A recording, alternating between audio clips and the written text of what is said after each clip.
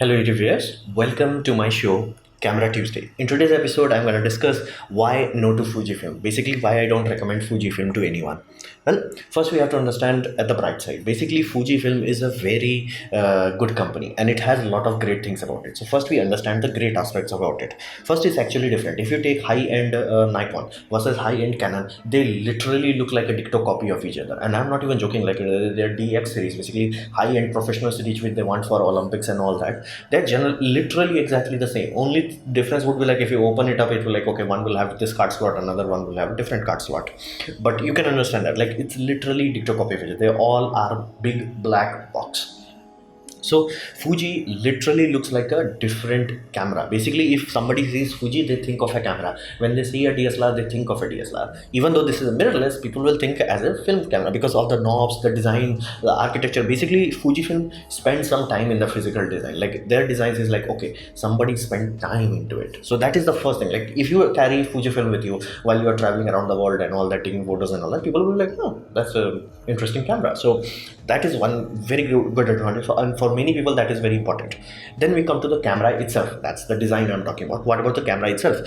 It has one of the biggest USP, unique selling point, is that it has great color JPEGs. Now I'm specifying this JPEGs. It has like a straight out of the camera JPEGs are very great. Why? Well, Fujifilm used to make actual films in the good old days. Now when they used to make film, they learned something about color composition and all that and how the heck it exposes. So they have much deeper understanding about color than any other company, and it shows because if they take the raw image, quote unquote, from digital negative from their sensor, they convert it into much more effective, much more pleasing to the eye in terms of JPEG. Can you do that with Sony? Well, again, you have to tamper it with yourself, either in Photoshop, Lightroom when you are working on computer, or you have to upload custom presets. Can be done, and those people who have a raw workflow, they don't care. But for people who directly want straight out of the camera JPEG, this is a very great advantage of Fujifilm. Like most of the time, if you did not like the output of Fuji, you would not have liked the output of anybody else. So that is one very big unique selling point.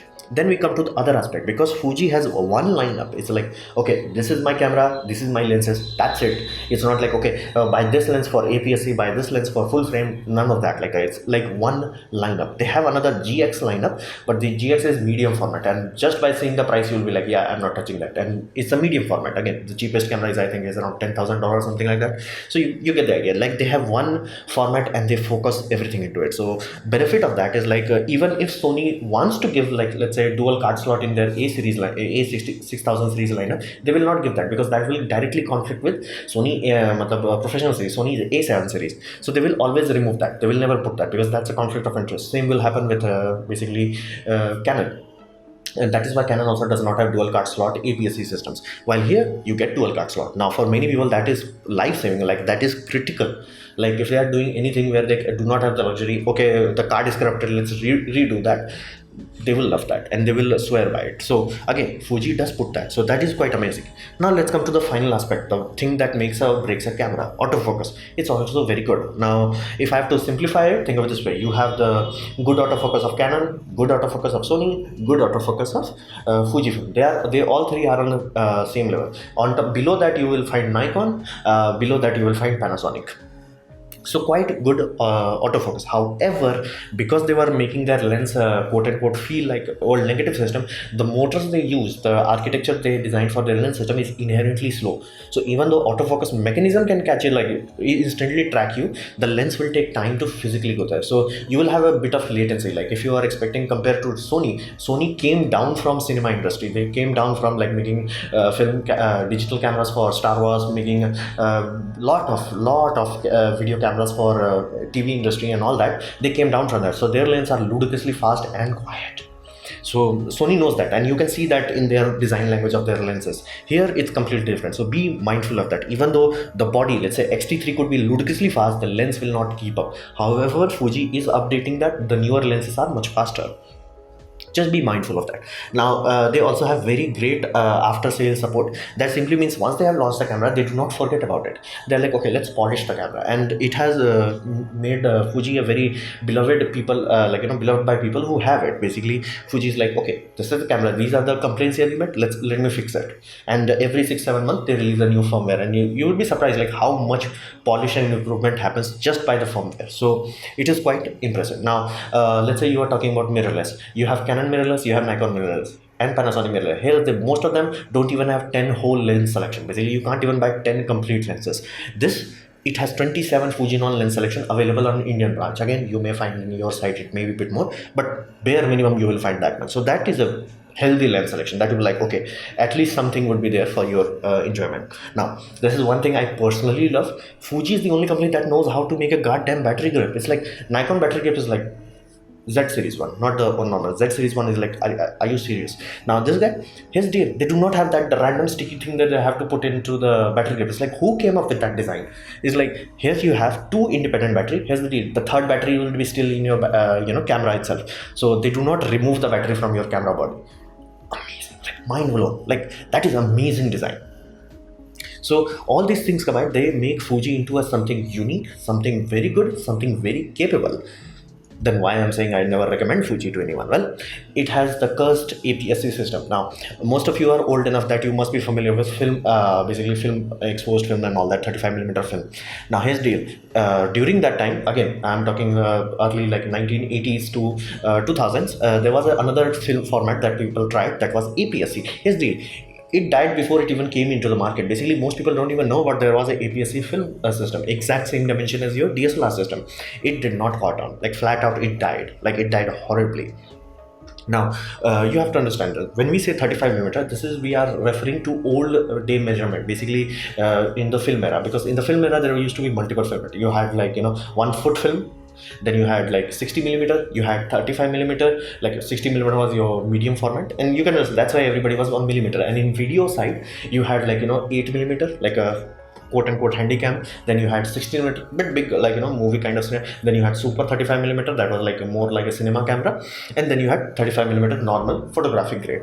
Now once digital started to came in, and they first they came with APS-C, it did not sold that well, and then they created the full format system. Now they gave the name full frame. APS-C, basically 35mm became full frame after the advent of digital full frame sensor cameras. So that is why it's called full frame. Now why does it, like it has this kind of prevalence, it has this kind of like impact on the modern industry? Basically it's 100 years old, and because it has been standardized to death, and when I mean standardized, I mean by every metric, basically from film to SLRs to everything has been standardized to that exact basically format, 35mm. It is like de facto standard. Like everything standard is like either more niche like medium format, or a compromise standard like APS-C or something like that. So inherently that is the reason why people like basically full frame rather than 35mm. Full frame, I'm saying full frame versus APS-C. Now, most of you, almost all of you are familiar with the crop factor. Now, this is one thing that you want to understand. Like this is a Canon lens mount that is full frame. Awesome. This is also a full frame. Awesome. You put a lens and you can see like it's almost touching the edge. That like that's the sensor size. That's almost touching the edges. Like they cannot physically put bigger without clipping it. So they're like, okay, this is the head. Lens will project in this whole circle, and your sensor will capture it here. Awesome, no problem. Now here's the, when you come to APS-C system, it will literally ignore this kind of detail, and that is why crop factor is classified as crop factor, not magnification. You are not magnifying it. Basically, if you put 100mm lens here and 100mm lens here, you will get 100mm coming out of your lens. Awesome. You get 160mm coming out of your APS-C system. Now you might be like, okay, that means I got magnified. No, you did not get magnified. You cropped it. Basically, you threw away the detail that gave you the wider field of view. Now you cropped it basically. That is why we keep calling it crop, not magnification. This is very critical to understand. That is why your basically crop factor applies to aperture also. So this is the one thing.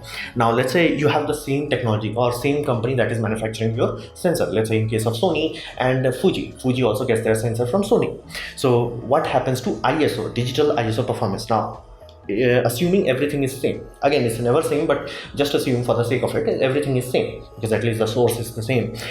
If you have to get ISO performance, the better the simplest option, simplest answer you have is basically make your physical pitch of the pixel bigger. Basically, instead of having this big, have this big. That's the simplest answer there is to it. So pixel pitch on a basically 24 megapixel APS-C system is 3.9 micrometers. You take same 24 megapixel, but on a full frame, basically go from this to this, you get 5.9 micrometer, and both are Sony sensors. So that is the physical reality. Like instead of your light bucking with this, it becomes a bit bigger. What does that translate to? That translates to, if your electronics are the same level, you will get much better ISO performance by default. Like that is by default. The only way that could be bypassed is, like, let's say that 3.9 millimeter has much higher noise cancellation algorithm or better analog to digital converters. Again, that's why I'm saying, if the sensor is everything after the sensor is same, you will always get better performance with higher pixel reach. So this is the curse of APS-C system. Now we come to the troll aspect. Now we come to the aspect where companies directly want to lie to you. And this medium format, I'm saying Micro Four Third is like a big culprit for this. Fuji never did that, but they implied it. So first impact, that the first thing you will think when you buy a small camera, basically like a Micro Four Third or APS-C, you will think, I'm getting a smaller and lighter lens. Here's the deal, that's not happening. Flat out, that's not happening. Now, the sole reason why that people think that happens is basically they forget to apply the aperture, basically crop factor to aperture. How does that translate? Where here I'm giving you a mathematical example, and the sources, the mathematics, the matrix that I'm collecting is directly from the company website itself. So do not say like, hey, I can find this lens for cheaper in the market or something like that. Again, both can be true. Like for, let's say somebody say, hey, I can find Sony for half the price, or somebody will say I will find Fuji for 25th the price. I cannot compete against that. Basically, that is why I'm taking the detail from the company website itself. I have provided the link down below. So let's start our journey. And this is a Fuji lens, quite good, quite high quality, and this is 50mm to 140mm. Now you might be like, that's odd kind of zoom range. Apply crop factor, it becomes 75mm to 210mm. Basically, it's a dicto copy of 70 to 200mm. That is an amazing zoom range, and many people rely on it. Like this is a what you call breadbasket. It's one of the holy trinity lens. So you can understand that it's quite important, quite successful, and in terms of photographers, they swear by it. So awesome.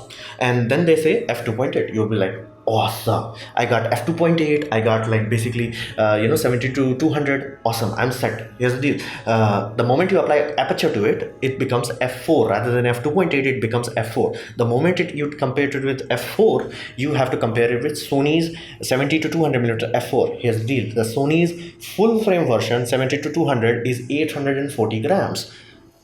Fuji's APS-C version 70 to 200 f4 is basically 995 grams. It's actually heavier while only able to project on a smaller system. And if you both of them were projecting on a 24 megapixel, this inherently will have better because physically the pixel would be larger. So that's the whole reality. And here's the deal, this is cheaper. Like I'm giving the price in Indian rupees. This is 1,25,999. This is 1,03,999. This is inherently cheaper. But what Fuji wants you to do is basically take this lens, compare it to this basically f2.8 lens. They want you to believe that, like internally, because everybody is like familiar with the crop factor. They will apply instinctively onto the basically millimeters, but they will always forget to apply this on a crop factor. This is the sole reason. Like if this lens was as good as f2.8, why the heck now everybody is like using this lens for like sports photography or things of that nature? Why the heck you see almost in every Olympic, cricket, football, everything, like why do they have giant lenses?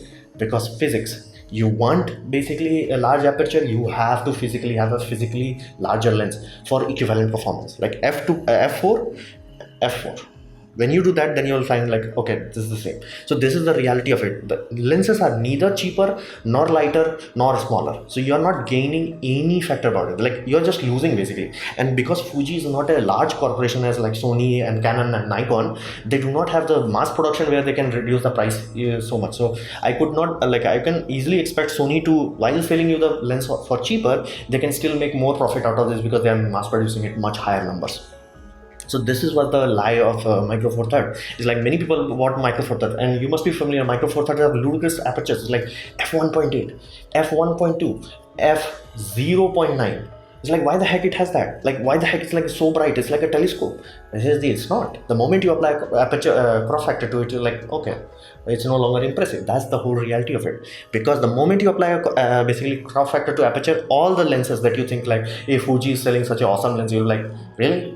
Like you are selling me the same lens for much more expensive price. So that's the reality. That is the lie that company implies to you. Like they are mathematically correct. It's just you're not getting the same background blur, same noise performance or full frame system. So they are selling you this and they want you to think that you are getting that. And again, even weight, it's like 1.5 kilo, actually less than that. And this is 1 kilo. So it's not even like 1.6x lighter. It's like, and you can buy this. That's the interesting part. Like if you want to like, let's say you bought this and you're like, hey, happy with it. And you want to like, I want to experiment with low light or more background blur. You can't buy a better version of this, but here you can. So that is the lie with lenses. And not to mention, in India, I can only find 27 lenses on Fuji side, on Sony side, which only sends like a few lenses in India. I still found 30 plus lenses.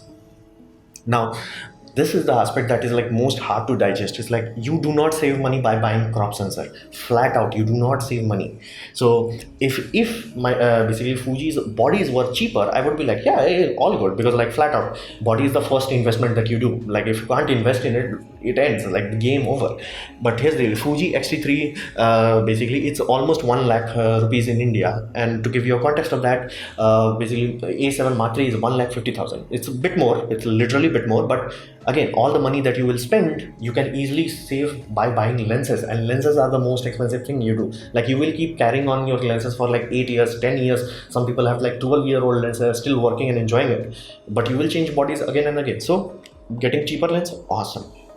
Now, lenses are even more expensive because of the mass production, and like Micro Four Thirds suffered ludicrously because of that, and that is why Panasonic is like, no, I'm jumping to basically full frame. They will release, I think, 1 or 2 more Micro Four Third, which they will have under construction right now.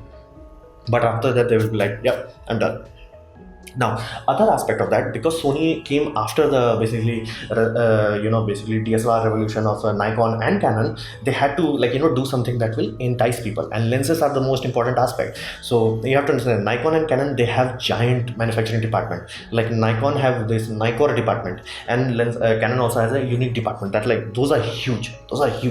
Sony at the beginning could not compete with that. So what Sony did is they employed a format, basically E-mount system, that was open standard. Again, quote unquote open standard. But what that translated to, basically Sigma, when you buy Sigma Nikon lenses or Sigma Canon lenses, Sigma is reverse engineering it. They are making a lens system. Lens is super easy. But for autofocus, basically all the golden pins that you see in your lenses, for them to communicate, Sigma has to figure it out. Like they have to reverse engineer it. Because Nikon or Canon, they're not gonna tell it like, okay, this is what our pulses mean. So they have to reverse engineer it. Again, because the system is old enough that they have figured it out, so you can find Sigma lenses that work reliably, and you can find Tamron lenses which can work reliably. However, you will still find like that Sigma 18 to 35mm f1.8 for APSC that does have really bad autofocus, simply because the communication does not happen quite effectively.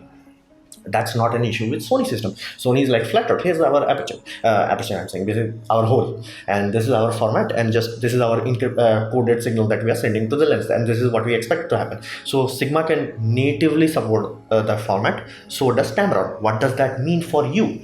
Super cheap lenses. Here's the f2.8 lenses for full frame was never cheap. Like it was never cheap. Like on the early, I'm talking 1960s, it was never cheap. It was always super amazing. Here's the, but nowadays you can find that for as low as 60,000 rupees. And if you buy the first party option, basically Tamron is giving you at like 60 to 70,000. Sigma is giving you 1 lakh to 50,000, like bit more, and Sony is giving you at almost 2 lakhs. So you can understand, like you have 3 tiers of option: buy Tamron, buy Sigma, buy Sony, and at least one of them will satisfy your need. Where like, okay, it's good enough, or it's like, I think this is very precise, or you may buy Tamron, you're like, dude, the colors on Tamron, damn, they're good. So yes, lenses do affect the color. That is why like Canon invests so much in fluoride lenses. Side effect, fluoride is fragile as hell. That's why you'll never see any Canon lenses on International Space Station, because rocket vibration will shatter it, and not to mention temperature fluctuation also.